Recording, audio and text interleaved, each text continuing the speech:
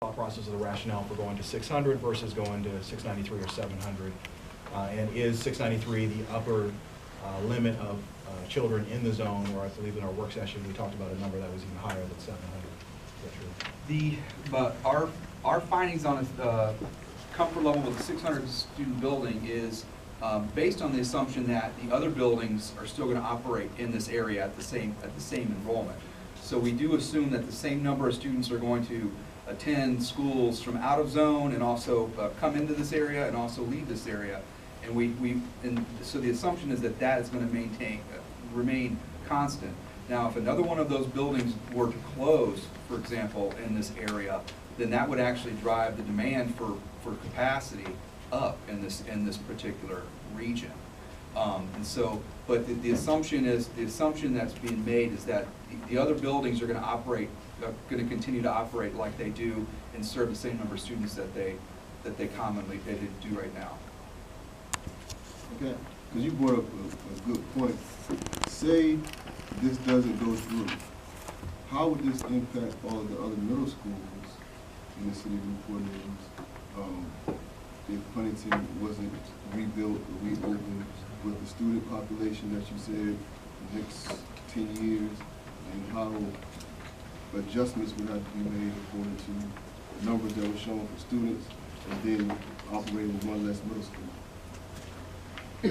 Well, I haven't really studied the capacity of the other schools in the region to know where they are in terms of utilization.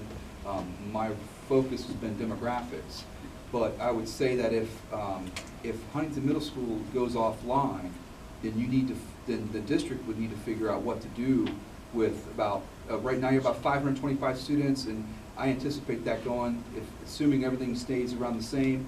Going up to as much as 575 enrollment at that school. So if Huntington Middle School goes offline, then you're going to have to figure out what to do to serve those 525 to 575 students. Yes, sir. But aren't they being served now? Yeah, they're actually, they closed the school last year, so they are already sort of spread out. Right now, you have students that are sixth graders at two middle school campuses, and then you have your seventh and eighth at a high school, which is not ideal. They're still, according to state records, treated as one school. But so they, the school is not. Aren't they separated? I mean, they're kind of wings. They're kind of separated there, aren't they? They are separated like at the high school, but yeah.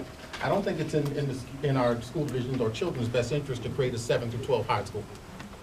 So we don't want to have a middle school housed in a high school as a permanent solution to educating children. One, you can't put the sixth grade there. It doesn't follow any organizational or structural status for middle school. Either middle school is going to be 6 through 8, or it's going to be 7 and 8, or 7 through 9. Those are traditional models for middle school, and you couldn't do either at Heritage High School.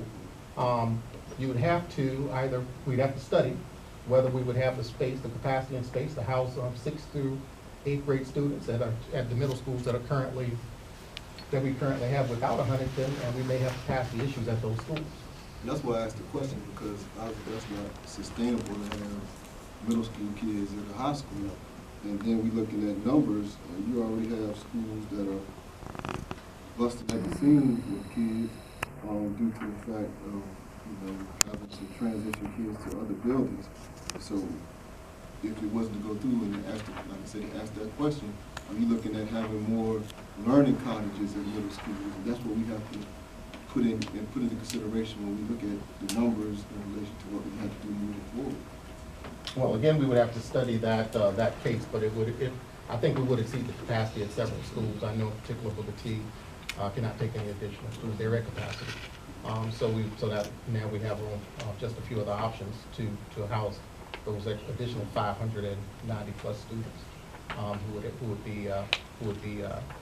to be accommodated in those instructional programs. But we would have to study that from a capacity standpoint. Right now, just looking at what we're doing currently, it is not sustainable.